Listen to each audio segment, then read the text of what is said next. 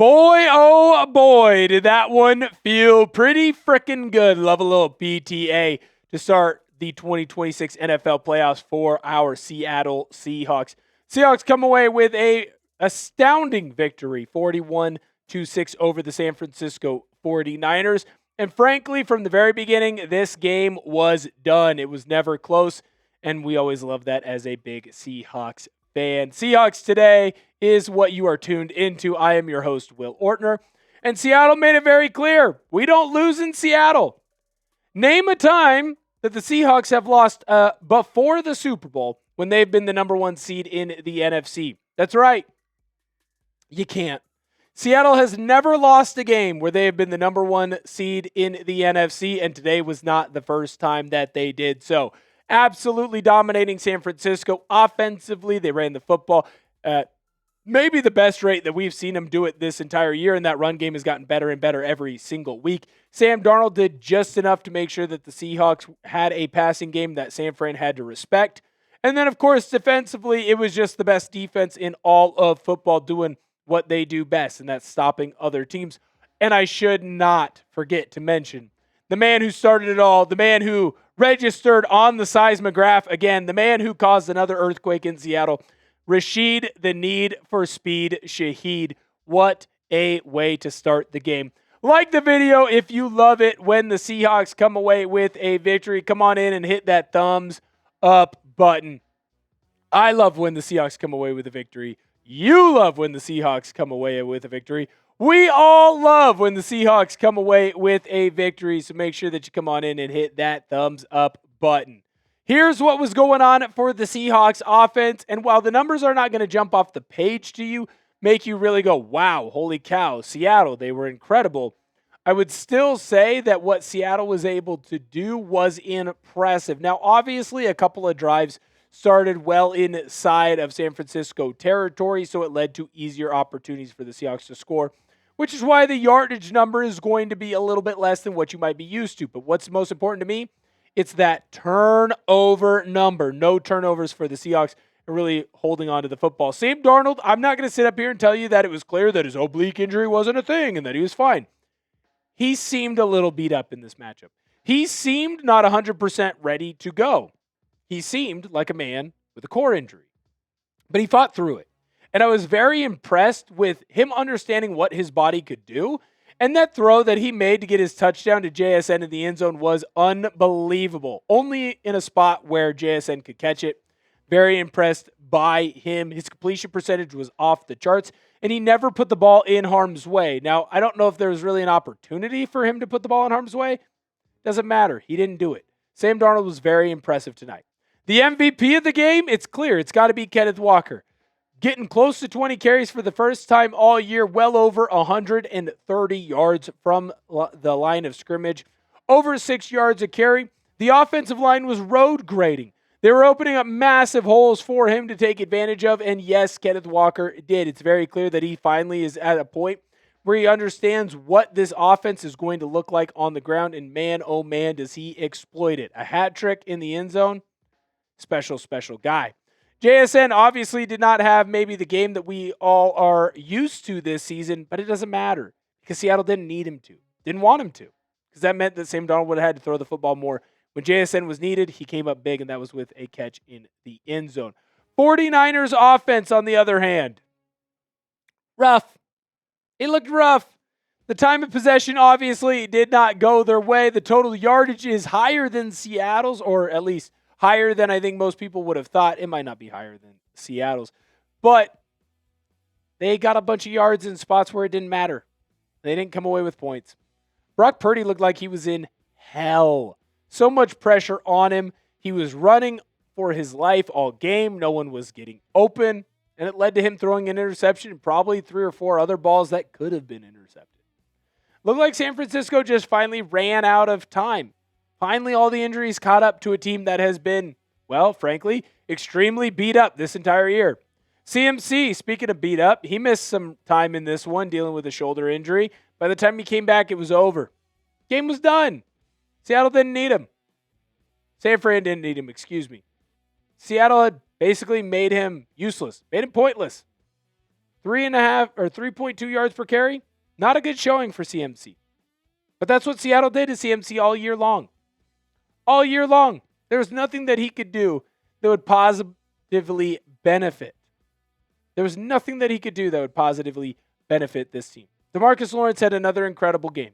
A lot of tackles, a lot of sacks, a lot of TFLs, and he forced a fumble that led to Nicky Manwari having a big play. He was a player to watch in this game. You had to have your eyeballs on him. I had my eyeballs on him. I was very impressed. Big Cat, another stellar performance with a big sack on a 4th down that set up an easy scoring drive for the Seahawks offense. Big Cat was awesome. Again, look at the yards for San Francisco's offense. They had nothing, man.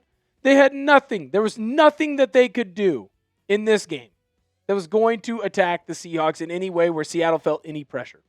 Even when they moved the ball down the field, did they really get into scoring range? They were long field goals for Eddie Pinheiro. Seahawks dominated. When they got opportunities to get turnovers, they did. They took advantage. San Fran, you weren't good enough today, and you were never going to be good enough. We're going to dive into some of my key takeaways here in just a moment, but before we do that, I need to let you know about our good friends over at PrizePicks. This episode is brought to you by PrizePicks. Whether you're starting a new routine or making player picks for the first time, trying something new can be hard, but in life and on PrizePicks, it always feels good to be right. With high-pressure playoff matchups every weekend and elite hoops action almost every night, the action never stops, and PrizePicks lets you take control. New feature alert! PrizePicks now has early payouts. If your player gets off to a hot start, you now have the option to cash out those winnings before the game even finishes.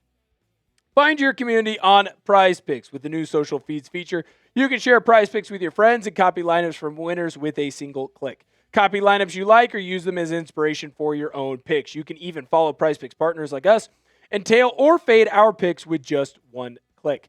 Check out the max discount in the PrizePicks app this Friday at 3 p.m. through Sunday. This weekend, CJ Stroud just needs one passing yard to win. Here was my 3-pick power play for the action this weekend. Brock Purdy less on his pass yards. Kenneth Walker more on his rush yards. Then I jumped in on that max discount. CJ Stroud more on his pass yards.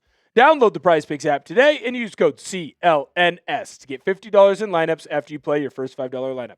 That's code CLNS to get $50 in lineups after you play your first $5 lineup. PrizePicks. It's good to be right.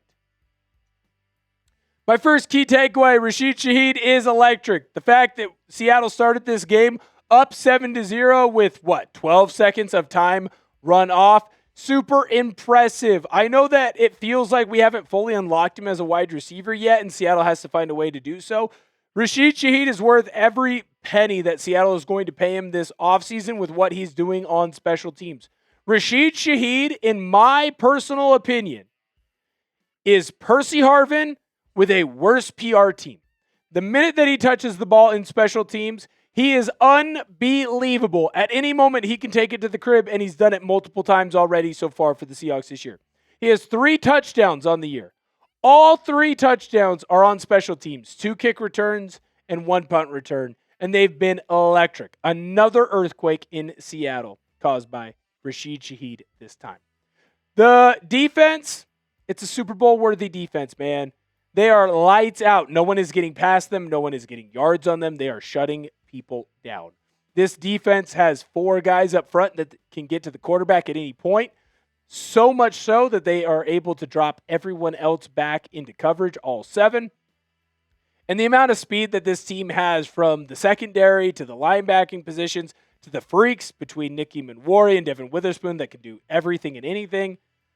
No one's going to be able to score on this team. No one's going to be able to score on this defense. I think at this point, as long as Seattle scores 17, 24 points max, they're going to win every game because no one can score on that defense.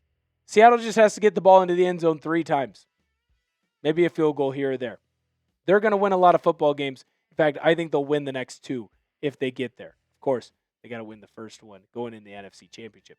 Sam Darnold, I would say, looked okay in this matchup. And I'm not saying that I expected him to look great. In fact, I'm ecstatic that he looked okay.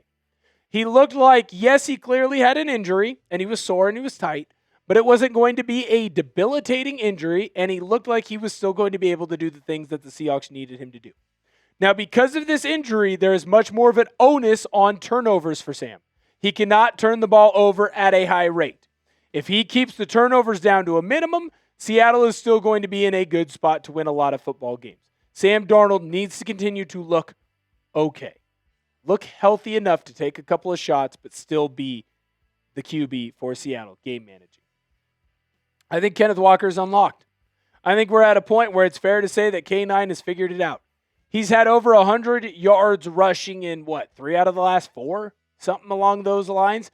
The guy is freaking lights out, and he's now making big play explosive runs that we always knew he would be able to potentially do in this offense because it's long zone schemes. Well, when they're long zone, outside zone schemes, the holes open up to be bigger and bigger. You just have to have the vision to see where they're about to open up and to hit them at the right spot. It is very clear to me that Kenneth Walker has gotten there. He knows when to cut back. He knows when to trust what he's seeing in front of him. He knows when to bounce it to the outside. Kenneth Walker has been unlocked, and it's at the perfect time too, because this running game has to be great for this offense to continue to move the ball forward as Sam Darnold deals with his injuries. They were great tonight. Last thing is Seattle's got to get healthy. Sam looked uncomfortable. Got to find a way to get him in the best mind space possible. Got to find a way to get Charles Cross back out and healthy.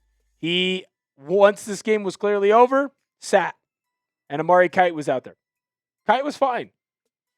Seattle's going to need Charles Cross if they want to win a lot of football games this year. Seattle's got to find a way to continue to get healthier and healthier. Zach Charbonnet, he's got to find a way to be healthy to give that low red zone, short yardage back position a chance to really grow and really flourish. Seattle's got to keep getting healthier. Red pen time. Grade the Seahawks' performance in this game. If you're saying anything less than an A, I don't know what football you were watching. Pretty clear to me that game was a freaking A. Let me know down below in the comment section. Here's who the Seahawks can play in the championship round. This is the divisional round, the other game in the NFC. Rams or Chicago Bears. Right now, a lot of people are expecting the Rams to come away with the victory. That, of course, would mean Seahawks-Rams Part 3. But I'll tell you right now, I've watched enough of the Cardiac Bears to know you can never count out Ben Johnson or Caleb Williams. We, of course, will be live on the channel, so make sure that you come in and hang out with myself and Searle. We're going to have a lot of fun just kind of talking through the game of the Rams and the Bears. Thank you guys again so much for tuning in to the show today. Make sure that you subscribe to the channel. Just passed over 80K. Thank you guys so much. Trying to be the fastest growing Seahawks channel here at Chat Sports. Thank you guys so much for tuning in. I can't wait to see you guys next time.